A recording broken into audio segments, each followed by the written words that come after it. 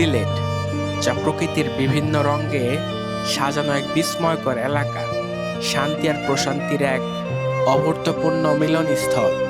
এখানকার প্রতিটি জায়গায় লুকিয়ে আছে আলাদা এক রকমের সৌন্দর্য। কোথাও সারি সারি চা বাগান ঢেউ খেলানো সবুজে মাটিকে ঢেকে রেখেছে, কোথাও আবার পাহাড়ি ঝর্ণার ঠান্ডা পানি ধেয়ে আসছে নিচের দিকে।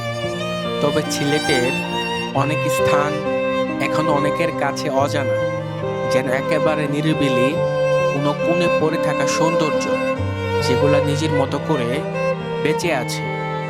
খুব একটা লোকজনের চলাফেরা নেই, কিন্তু প্রকৃতি ঠিকই তার আপন রূপে সেখানে ধরা দেয়। সেরকমই কিছু জায়গার মধ্যে রয়েছে উৎমাছড়া, তুরুংছড়া আর বিছানাকান্দি, যেগুলো আমি এই ভিডিওতে আপনাদের দেখাবো। আমি এখন আছি সিলেটের কদমতলী বাস স্ট্যান্ড। গতকাল রাতে আমি ঢাকার গাবতলী হতে এই সিলেটে আসছি। তো আমি এখন এই বাস স্ট্যান্ড থেকে আম্বরখানা বাস স্ট্যান্ড যাব। তো সেখানে যাওয়ার জন্য লেগুনা পাওয়া যায়, যেটা আনুমানিক ভাড়া 30 টাকা নেয়। তো আমি সেই লেগুনাতে করেই আম্বরখানা বাস স্ট্যান্ডে যাব। তো চলুন তাহলে যাওয়া যায়।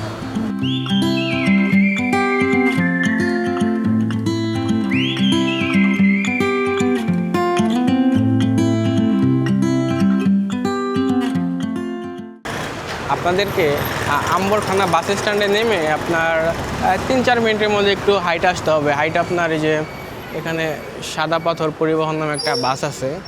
তো এই বাসে করে আপনার যাইতে হবে হলো ভোলাগঞ্জ, আর যার ভাড়া নেবে আপনার 70 টাকা করে আর কি।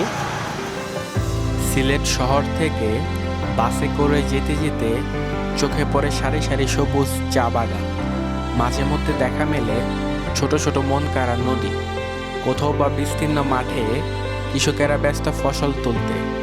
আবার দূরের মেঘালয়ের পাহাড় যেন চুপচাপ দাঁড়িয়ে থাকে দৃষ্টির কিনারা, যা ভ্রমণের অভিজ্ঞতাকে করে তোলে আরও রোমাঞ্চকর।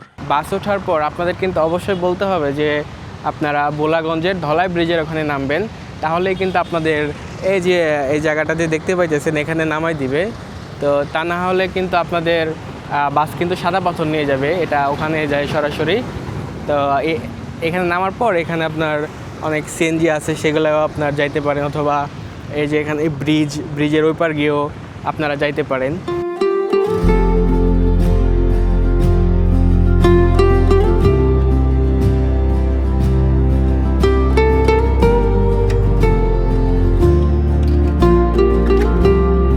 আমি ব্রিজের ওই পাশে কোনো গাড়ি পাই নাই, ওই জন্য আমি হাইটেই দয়ের বাজার উদ্দেশ্যে যাইতেছি। আর এই যে দেখেন যাইতে যাইতে কি ভিউ দেখতেছি, পুরাই ওয়াও। নিচ দিয়ে নৌকা সারি সারি যাওয়া আসা করতেছে, আর ওই পারে মেঘালয়ের পাহাড়, পুরাই অস্থির ভিউ।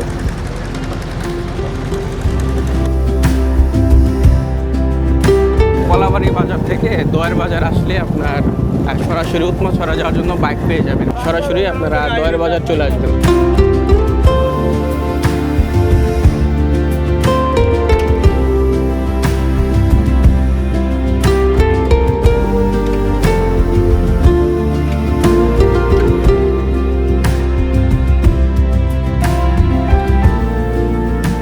আমাকে বাইক এখানে নামাই দিচ্ছে, তো আমি এখান থেকে হাইটে যাইতেছি। তো হাইটে যেতে আপনার প্রায় আনুমানিক 3 থেকে 4 মিনিটের মতো সময় লাগবে।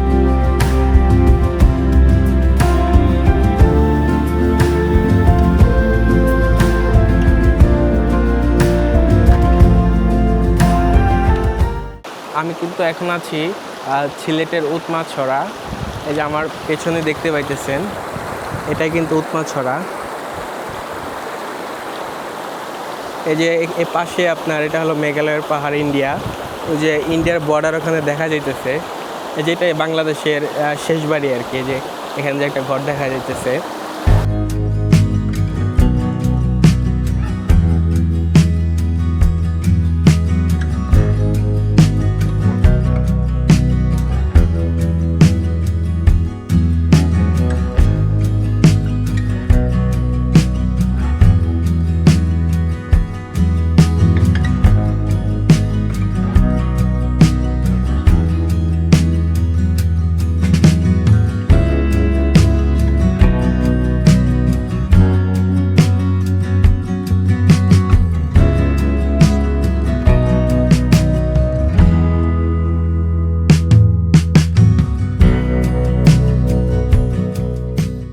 উৎমাছড়া এটা কিন্তু টোটালি একটা আন্ডাররেটেড একটা প্লেস আর কি সিলেটের মধ্যে।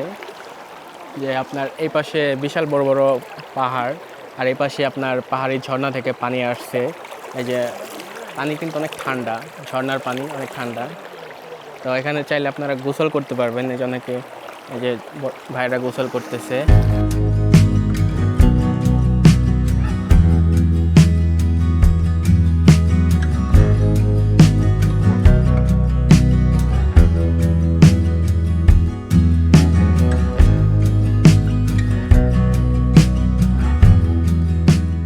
এটাই ছিল উৎমাছড়া। এখন আমি তরুণছড়ার দিকে যাব। আমি আর কি ওই পাশে ছিলাম, ওই পাশ থেকে এই পাশে চলে আসছি। এখন আপনার এই পাশে যে একটা ঘর দেখতে পাবেন, তো আমি এই দিক দিয়ে আর কি যাব। এখান দিয়ে আসার পর এখানে একটা কাঁটাতারের বেড়া দেখতে পারবেন। তো বেড়ার পাশ দিয়ে আমরা আর কি সামনের দিকে আর কি আগায় যাব। এদের সামনে আপনার অনেক গাছপালা আছে।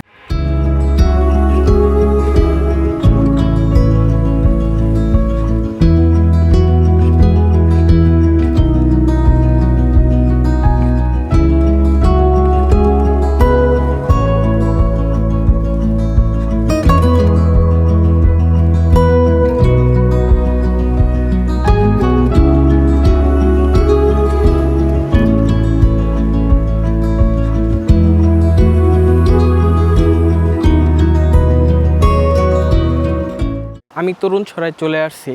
এই যে দেখেন আমার পেছনে, এটাই কিন্তু আপনার তরুণছড়া।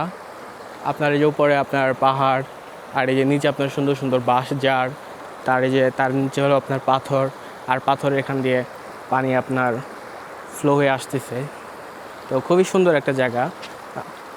এটাও আপনার সিলেটের মধ্যে একটা আন্ডাররেটেড একটা জায়গা, যেখানে আপনার খুবই কম পর্যটক আসে। আর এই যে এটার পাশেই কিন্তু আপনার এই যে একটা গ্রাম আছে, ছোট গ্রাম, এটাকে আপনার বলে হলো তরুণ গ্রাম। তো এই গ্রামের নাম অনুসারে এটার আর কি নামকরণ হয়েছে আর কি।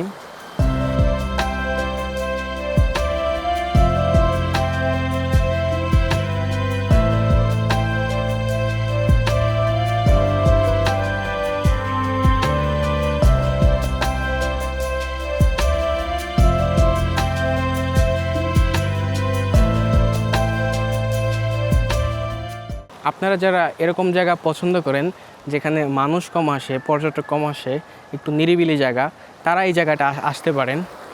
এখানে খুবই কম মানুষ আসে। যেখানে দেখেন একটা ক্যাম্প করছে মনে হইতেছে, ক্যামেরায় হয়তো ছোট বোঝা যাইতেছে, ওখানে ক্যাম্প করছে। তো আপনারা চাইলে এখানে ক্যাম্প করতে পারেন। খুবই সুন্দর জায়গা কিন্তু, যে আপনারা এই যে ঝিরের সাউন্ড হইতেছে, আপনারা শুনতে পাইতেছেন কিনা আমি জানি না। এটা কিন্তু যে আপনার ঝিরির কিন্তু সাউন্ড, খুবই সুন্দর সাউন্ড কিন্তু। যে কোনো আপনার এখানে কোনো কোলাহল নাই, কোনো কিছুই না, একদম প্রাকৃতিক একটা পরিবেশ, প্রাকৃতিক সাউন্ড। এখানে আপনার এই পাশে পাহাড় আছে, পাহাড়ের নিচে আপনার ছোট ছোট দেখেন কত সুন্দর সুন্দর বাঁশ ঝাড়, তারপরে যে আপনার সুন্দর ঝিরি। তো এই ঝিরিতে বসে আপনারা গোসল করবেন আর এই ভিউগুলো উপভোগ করবেন।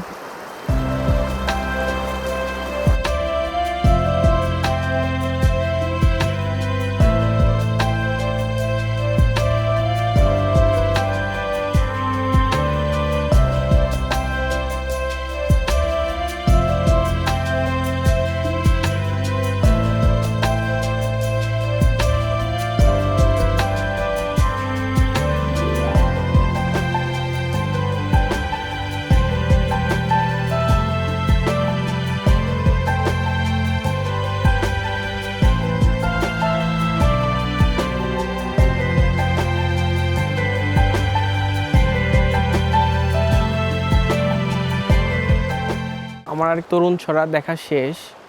এখন আমি বাইকে করে আপনার বিছানাকান্দি যাব। তো আপনার এই যে ওপারে আর কি আপনার এটার আবার পার হয়ে পার যেতে হবে, ওপারে আপনার বাইক পাওয়া যায়। তো সেখান থেকে আপনার বাইকে করে সরাসরি বিছানাকান্দি যাব আর কি। তো চলুন তাহলে যাওয়া যাক।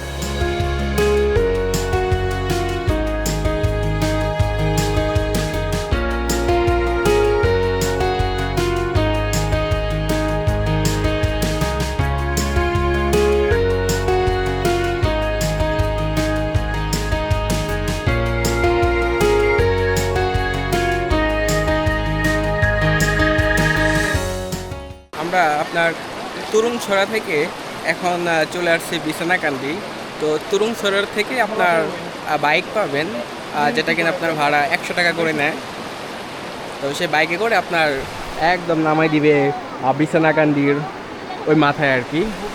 তো সেখান থেকে আপনার এই যে দেখতে পারবেন যে এরকম সুন্দর ভিউ, যে মেঘালয়ের ভিউ আর কি, যেখানে একটা যে বাড়ি দেখা যাইতেছে।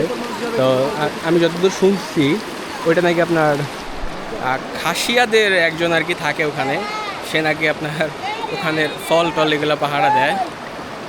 তো এই যে এই পাশে আপনার মেঘালয়ের পাহাড়, এই যে ওই পাশেও দেখা যায় পাহাড়।